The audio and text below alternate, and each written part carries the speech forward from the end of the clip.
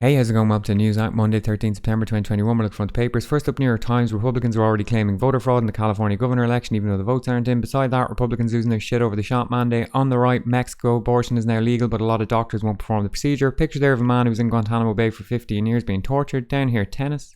USA Today, we already saw this cover on Friday, but it's today's cover apparently. 9/11, America doesn't forget. Someone must have uploaded it early. Wall Street Journal, tennis, COVID, 5G makes iPhone sales go up, California governor race. Montreal Gazette, football, tennis, Quebec is indeed a nation, okay, whatever you say. Toronto Sun, Trump Doe.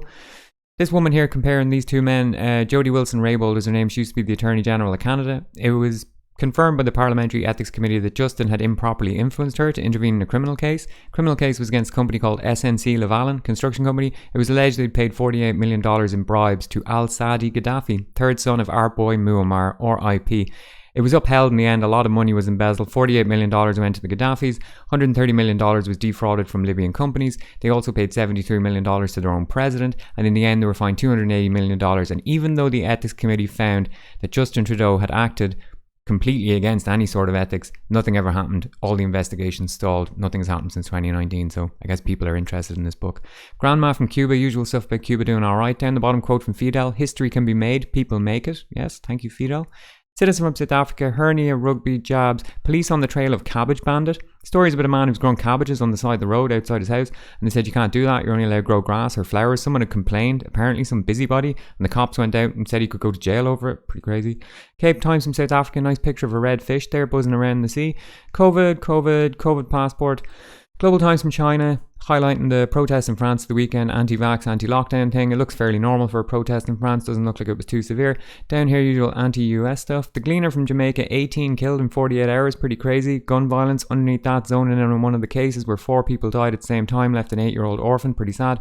On the left, vaccination rift rocks Adventists, that's Seventh-day Adventists, largest denomination in Jamaica.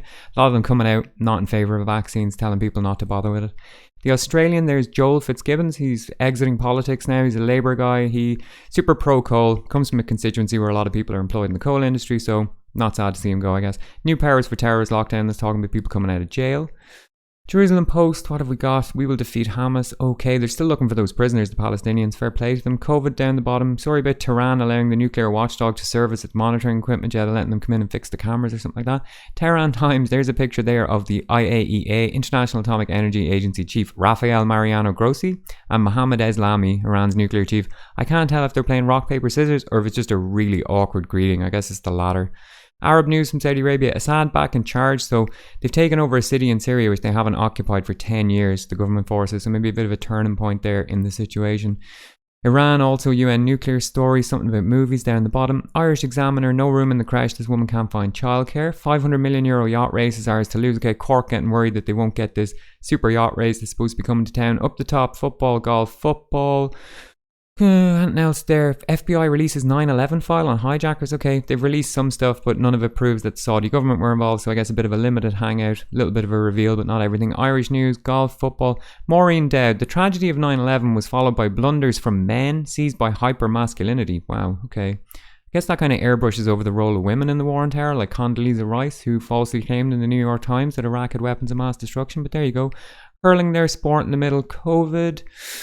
High-speed rail plan between Cork and Donegal announced by the Greens. That will never happen, not in my lifetime at least. Irish Independent, football, COVID, Herald, football, soccer. Someone getting a COVID test, but it looks terrible. She got her hand in its head pulling them back. They don't do that, and they don't stick the thing in at that angle. That's awful, terrible, misinfo, fake news there. Belfast Telegraph, something about a dog, football.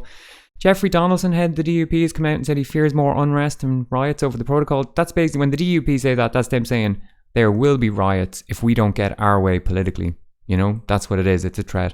Financial Times, presidential election coming up. There's Marine Le Pen, presumably got her arms out, welcoming all the refugees and the immigrants. What have we got down here?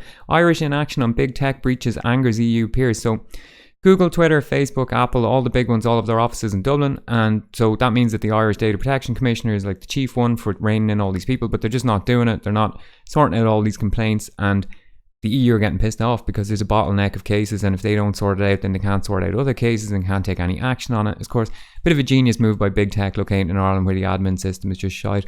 The Guardian, childcare, some girl won tennis for Britain, congratulations. The Times, there's that girl again. Huawei infiltrates Cambridge, okay, big anti-China story. Huawei, of course, famously were given the contracts to do 5G in England, and it was taken off them. They had to remove all the infrastructure. Down the bottom here, sex case snubbed. Our friend, the Duke of York, his lawyers will not attend a hearing in the sex assault claim filed against him in the US amid criticism of his apparent failure to engage in the case, just like he's been doing all along, dodging the questions about his relationship to paedophile billionaire financier Jeffrey Epstein, RIP. Daily Telegraph, there's that woman winning the tennis. Johnson ripping up the COVID restrictions. Okay.